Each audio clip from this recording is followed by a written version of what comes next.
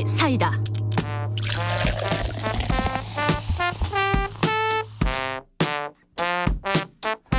네, 여의도 정치의 젊은 피, 매주 월요일 여야 젊은 정치인들과 함께 전국의 뜨거운 현안을 들여다보는 시간입니다. 정치 사이다. 오늘도 두 분 모셨습니다. 더불어민주당 박성민 최고위원, 안녕하십니까? 네, 안녕하세요. 그리고 국민의힘 이준석 전 최고위원, 안녕하세요. 네, 안녕하세요. 유튜브 라이브 열려 있습니다. 실시간 방송 보실 수 있고요. 샵 9730 문자 기다립니다. 짧은 건 50원, 긴 건 100원, 스마트폰 콩 이용하셔도 좋고요. 오늘 할 얘기가 많은데 뭐부터 얘기해 볼까요? 안철수 국민의당 대표 출마 선언도 있고 윤석열 총장 얘기도 있고 또 뭐가 있나? 각종 인사 관련된 얘기도 있네요. 인사청문회 관련된. 공수처 얘기도 있고요. 많은데 지금 사람들 제일 관심이 아니라 이건 실질적인 어떤 생존과 공포 이런 것들일 겁니다. 이게 코로나일 것 같은데 코로나 방역이 지금 조금 위태롭다. 이거는 모두들 그렇게 생각을 하는 것 같아요. 일단 백신도 좀 늦어지는 것 같다는 부분도 있고 지금 확산세를 잡지 못하고 있는 부분도 있고 이 부분에 대해서 한마디씩만 좀 듣고 시작을 해보죠. 저는 네. 정부가 지난 한 2주 동안에 4,400만 명 분의 백신이 확보되었다라는 취지로 이야기를 하다가 이게 실제로 보건복지부 홈페이지에도 그런 식으로 나와 있었어요. 그런데 지금 들어서는 실제로 확보된 것은 1,000만 개에 가깝다라고 하고 그게 이제 아스트라제네카라고 하는 그 백신이죠. 나머지는 사실 1월까지 계약을 추진하겠다. 이런 식으로 이제 이야기한 것이 이제 정세균 총리의 이제 이야기로 밝혀졌는데 거기다 더해서 1,000만 개 확보했다는 아스트라제네카 백신이라는 것도 3월 내로 접종이 가능하도록 구두로 얘기했다. 정도 이제 어떤 그 규정된 협상이 있는 건 아니었기 때문에 저는 지금 시점에서 국민들이 K 방역 이렇게 얘기하더니만은 결국에는 가장 중요한 백신 문제에 있어가지고 뭘 주저했던 것이냐 이걸 이제 따지기 시작하는 거거든요. 근데 지난 이제 협상 때도 그 예산 짤 때도 기억하시겠지만은 결국 백신 예산을 증액하자라고 해가지고 상당히 증액시킨 거는 국민의힘이었습니다. 그리고 또 그 신속 진단 키트 같은 경우에도 정부 측과 여당 측에서는 도입하면 안 된다라고 이제 계속 주장을 하고 있었는데. 국민의힘의 강기훈 의원님이 보건복지 간사인데 계속 주장해가지고 신속 진단 키트도 이제 도입하겠다고 하고 저는 이제 야당이 지난 국회 때 뭐 했냐고 이제 그냥 레토릭을 말할 것이 아니라 결국에는 실질적인 국민의 안전을 위한 조치들을 여당과 정부가 하고 있었느냐 아니고 오히려 야당이 주장한 것들이 맞지 않았느냐 다시 한번 짚어봐야 될 것 같습니다. 지금 이준석 전 최고위원이 얘기를 했는데 이제 K 방역에 대한 약간 근본적인 얘기들을 좀 하고 있습니다. 이게 가장 큰 게 사실 이제 백신 준비가 제대로 안 돼 있는 거 아니냐 이 부분인데. 아까 이제 저희들 백신 쪽에 그 신약 전문가와 얘기를 했을 때도 그 얘기를 했어요. 좀 지금까지 진행 상황을 좀 투명하게 공개를 하고 앞으로 좀 공격적으로 좀 백신 확보를 해야 되는 거 아니냐 이런 조언을 하시던데 어떻게 생각하십니까? 박성민 최고위원은? 저도 공격적으로 백신 확보에 전념해 가야 되고 그 속도를 지금보다는 더 빠르게 진행을 해야 된다는 부분에 대해서는 당연히 동의를 하고 앞선 전문가분 말씀도 좀 듣긴 했는데 맞는 말씀하신 것 같습니다. 근데 좀 상황이 사실은 이 몇 달간에 좀 크게 달라진 부분도 있었던 것 같습니다.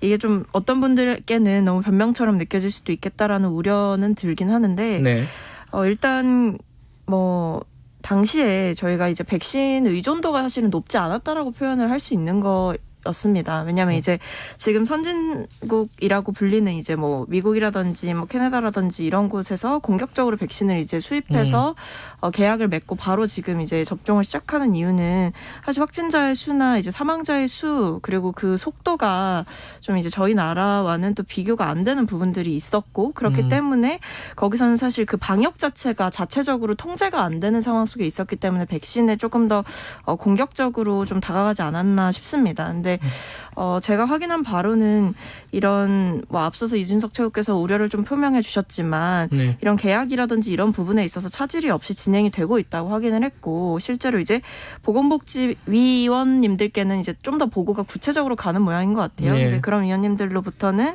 이제 돌이킬 수 없는 계약 단계에 들어섰다라는 백신과 관련해서는 얘기가 있었고 이것이 좀 더 빠르게 저도 접종이 진행돼야 된다고 생각을 합니다만 동시에 좀 담보돼야 되는 거는 안전성 역시도 고려할 부분이다라고 생각을 해서 좀 종합적으로 이런 부분을 판단해서 빠르게 좀 진행이 되었으면 합니다. 아니, 저는 이제 그 여당에서 오히려 안전성 문제를 계속 얘기하면서 안전성이 검증된 이후에 백신을 맞겠다라는 이야기를 하는데 자. 미국에서 이미 화이자 백신 같은 경우 20만 명 가까이 접종을 해가지고 지금까지 나타난 문제가 6건, 5건 이 정도라고 하는데 그 문제라는 것도 약 자체의 문제, 백신 자체의 문제라기보다는 일반적으로 주사 바늘에 대해 가지고 쇼크 오는 사람도 있고요. 그거는 어떤 주사를 접종한다 하더라도 비슷한 겁니다. 예를 들어 저희가 지금 나가가지고요. 분식집에서 라면을 26만 그릇 먹어도요. 그중에 대여섯 명은 배탈 나요. 그러니까 그걸 가지고 라면의 불안정성이 입증되었다 이렇게 얘기하지는 않거든요. 그런 것처럼 민주당이 오히려 지금 본인들이 백신을 준비해오지 못한 것에 대한 책임을 피하기 위해 가지고 자기 지지층을 중심으로 해가지고 백신의 위험성에 대해 가지고 굉장히 이야기를 하고 있거든요. 저는요 여야를 막론하고 보수진보 막론하고요. 예전에 부정선거론 서던 사람들도 제가 엄청나게 세게 비판했지만요. 과학의 영역에 있고 통계의 영역에 있는 것을 정치적 불안감이나 자신들 좌파의 이익을 위해 가지고 이렇게 이야기하는 사람들 이거는 근절돼야 되는 행태고 굉장히 전근대적인 행태입니다. 뭐 라면이랑 백신이 같다고 볼 수는 없을 거고 다만 이것이 좀 경쟁적으로 소비되는 그러니까 백신 이슈와 관련해서 좀 경쟁적으로 뭔가 비교해서 소비되는 듯한 부분에 대해서는 조금 우려스러운 부분이 있어요. 근데 다만 저도 앞서서 말씀을 드렸지만 더 빠르게 이 속도가 빨라져야 된다 이런 거에 대한 공감대는 분명히 있고 그거에 대해서 노력을 해 나갈 거라고 말씀을 드리고 그렇다고 그 백신에 대해서 안전성을 고민하는 부분이 저는 아예 잘못되었다고 생각하지 않고요.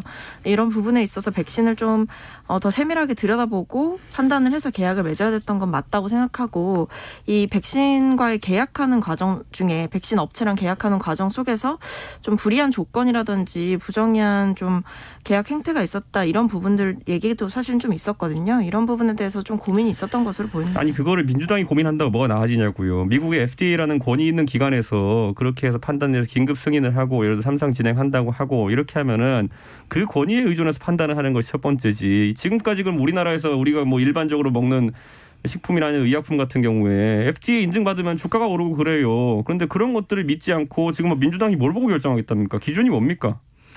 믿지 않는다는 게 아니고 무턱대고 믿을 수는 없는 상황이라는 거죠. 그러니까 뭐가 나오면 민주당에서 인지됐다라고 국민들한테 얘기할 겁니까? 그리고 아까 동시에 말씀드렸던 그 아스트라제네카 백신은 저희가 일단 계약을 성사를 시켰고 3월 내에 접종을 하겠다 이렇게 말씀을 먼저 드리지 않았습니까? 근데 이 외에 다른 화이자 백신이라든지 언급해 주신 백신들은 사실은 냉동차에 좀 취급을 해서 이 온도상의 변화에 굉장히 민감한 백신들이라는 특성들이 있고 그렇기 때문에 국내에서 조금 더 취급하기 유용한 백신을 들여오는 부분도 있다고 생각해 주시면 될 것 같습니다. 모더나에서 발표한 것이 본인들은 이제 마이너스 20도에 원래 저장 요건이 있었는데 그것도 필요 없다고 어제 이제 발표를 했고요. 이제 확인해 보니까 상온에서도 안정성이 확보됐다 그래요. 그리고 이제 결국에는 그 화이자 백신 같은 경우에는 콜드 체인이 필요하다 그러면 기본적으로 그것을 언제 도입할 수 있다는 전제하에 여당과 이제 정부가 해야 되는 것은 오히려 야권을 닥달해가지고 야 우리 이거 콜드 체인 확보해야 되니까 급하다. 빨리 어쨌든 국회 열어가지고 예산을 더 추가로 확보하자. 이런 걸 해야 되는 거거든요. 근데 그거 없이 무슨 기우제 지내는 것처럼 백신이 오히려 좀 안 좋길 바라는 것 같아요. 좀 민주당하고 이제 정부를 보면은 뭐 자꾸 미국에서 예를 들어 주사 쇼크 때문에 누가 문제되면 그거 퍼나르고 이러고 있던데요. 지지자들이. 자, 그 백신에 대해서 할 말씀이 많으신 것 같은데 네. 벌써 10분이 지났네요. 네, 여기까지 하도록 하고요. 네. 정치 얘기 좀 해보죠. 그 안철수 국민의당 대표 출마 선언. 이건 야당이 더 민감할 것 같은데 이거 어떻게 보세요? 이거 야당 입장에서는 뭐 좋은 겁니까 나쁜 겁니까? 어떻게 보십니까? 이준석 전 최고위원께서는. 박원순 시장 돌아가시고 나가지고요. 네. 그래가지고 한 3주 있다가요. 안철수 대표 측 인사가 저에게 본인들도 안 대표가 이번에 서울시장 나가는 것이 답이라고 생각한다. 대선 직행은 좀 어렵지 않느냐는 취지로 이야기를 하면서 저한테 안철수 대표도 염두에 두고 앞으로 좀 말씀해 줬으면 좋겠다는 얘기를 했어요. 아 그래요? 그래서 제가 방송 나가서 검색해보면 나와요. 제가 제일 먼저 방송에 떠드는 사람 중에 제일 먼저 가가지고 안철수 대표가 뭐 야권 단일 후보로 나온다면 괜찮지 않겠느냐. 그 7월 15일인가 16일인가 그래요. 그렇다면 그 다음 날에 기자들이 가가지고 안철수 대표한테 생각 있냐 물어봤더니만은 안철수 대표가 측근들이 하는 말 믿지 마라. 이랬어요. 저만 바보 됐었는데 갑자기 좀 나온다니까 저는 2번 바보 된 느낌입니다. 별로 이렇게 마뜩치가 않으신 모양인데요 지금? 하여튼 그렇게 하면 당했기 때문에 저는 근데 뭐 어쨌든 이건 농담이고 안철수 대표가 나온다고 하는 거는 긍정적으로 평가합니다. 왜냐하면 어쨌든 저는 처음부터 이 서울시장 선거 1년짜리 임기잖아요. 그러다 보니까 지금 와가지고 뭐 1년 사이에 도로를 짓겠습니다. 무슨 뭐 지하철 이건 안 되고요. 결국 정치적으로 박원순 시장 9년에 대해 가지고 정리를 좀 하고 예를 들어 잘못된 부분이 있으면 파내는 역할 이런 것들이 좀 부각될 거라 봤는데 네. 안철수 대표께서 이번에 출마 선언문 비슷하게 읽으신 그걸 보니까 그런 내용이 굉장히 잘 들어가 있어요. 그래서 저는 의외로 이번에 그 스타트는 매우 좋다. 안철수 대표가 지금까지 뭐 큰 선거 뛰시면서 메시지로 이렇게 주목을 받고 한 적은 적었었는데 이번엔 적어도 메시지가 굉장히 간결하고 좋았다. 그래서 약간 그래요? 달라진 안철수 대표의 모습을 기대한다. 이런 생각합니다. 뭐 야당 얘기 조금 이따 한 번만 더 들어보고요. 네. 여당 입장에서는 어떻습니까? 지금 이제 국민의당 안철수 대표 출마 선언에 대해서. 사실 그렇게 기대가 되는 후보가 아니다라는 판단을 좀 그래요? 어떤 내부에서는. 측면에서 그래요? 뭐 일단은 출마 선언, 그러니까 누가 이제 습관적 출마 선언이라고 말씀까지 하시던데 이제 사실 안철수 대표가 처음 등장했을 때 물론 저는 사실 기억이 잘 안 나긴 하는데 네. 좀 많이 이슈가 됐었다고 하잖아요. 예전에요? 그렇죠. 아, 처음 등장했을 그럼요. 때. 뭐 그때는 뭐 그때부터- 안철수 바람이었죠. 신드롬. 그때부터 예. 신드롬이 일었을 때부터 그래도 그 효과가 몇 년간 저는 갔다고는 생각을 합니다. 근데 이제 뭐 저번에 이제 마라톤 하고 오시고 뭐 하시면서 뭐 여러 가지 실책이라든지 뭐 리더십의 부재라든지 이런 부분들을 많이 공격을 받았고, 그래서 저는 이것이 서울시장 후보로 나오신다고 했을 때 그냥 저도 딱히 이렇게 눈길을 가지는 않았거든요. 그래서 아마 이제 솔직히 여당 입장에서는 야당에서 어떤 후보가 나오는지에 대해서 당연히 경각심을 그렇죠. 갖고 볼 수밖에 없고 좀 긴장을 하게 되거나 좀 동향을 살피게 되는 움직임이라는 게 좀 보이기 시작하는데 사실 안철수 대표 출마 선언 이후에는 그런 것들이 여권 내부에서 보이지 않았다라는 점에서 큰 변수라고 저희는 고려는 안 하는 것 같습니다. 그리고 일단은 야당 그 야권 단일 후보로 나서겠다라는 이제 선언을 하셨는데 사실 이에 대해서 뭐 김종인 위원장께서도 그냥 약간 두고 보자라는 입장이신 것 같고 실제로 야권 단일 후보로 추대가 되거나 뭔가 그것이 협의가 있어서 한 것이 아니라 이제 본인의 좀 희망사항을 말씀하신 거기 때문에 이런 부분은 경선을 거치면서도 뭐 달라질 여지가 충분히 있지 않나라는 생각을 합니다. 저는 근데 이제 예. 안철수 대표가 여러 번의 선거에서 지금 대선 때부터 그리고 또 지난 서울시장 선거까지 낙선의 아픔을 겪었지만은 저는 일반적으로 이게 무슨 선거 중독이고 상습 출마자기 때문에 나온다라고 보기는 어려운 그 느낌이 있는 게 안철수 대표가 지금까지 도전했던 두 번의 큰 선거 대선과 서울시장 선거 같은 경우에는 어려운 선거를 알고 나간 거였습니다. 네. 예를 들어 3번 후보로 나가가지고 그 당시 국민의당 후보로 대선을 뛴 거나 아니면 바른미래당 후보로 서울시장을 뛴 거 이건 본인이 당연히 뜻하는 바가 있어가지고 국민들에 보여주기 위해서 낙선하다 간 거거든요. 근데 이번 선거는 약간 다릅니다. 야권 단일 후보가 되겠다라고 얘기했어요. 왜냐하면 지금까지 안철수 대표는 3당이 성공할 수 있다는 걸 보여주기 위한 그런 어떤 어려운 노력들을 한 거고 예. 이번엔 이기기 위한 정치를 하는 겁니다. 그러니까 지금까지와는 약간 다른 어떤 선거 양상이 전개될 거다 이렇게 봅니다. 간단하게 길게 얘기할 건 아닌데 이게 여러 가지 시나리오 그리잖아요. 안철수 대표가 이제 어쨌든 국민의힘과 어떤 그 야권 단일 후보를 만들어 가는 과정이 뭐 어떻게 될 거냐. 네. 이게 근데 가장 국민의힘에서는 당대당으로 뭔가를 하기엔 좀 애매한 상황 아니에요? 어떻게 될 것 같아요? 이건 좀 궁금해서. 자, 지금까지 안철수 대표의 네. 패턴을 보자면요. 이 단일화 국면에서 무조건 니네가 접어라 하면서 또 이제 갈등을 일으킬 가능성이 있습니다. 그런데 이번에 어쨌든 안철수 대표의 일성이 야권 단일 후보가 되겠다는 것이기 때문에 만약 현실적인 길을 모색한다고 한다면은 연대와 합당 정도의 수준은 필요하지 않느냐. 그 둘 중에 하나 정도는 필요하지 않느냐라는 생각을 하게 되는 것이고 네.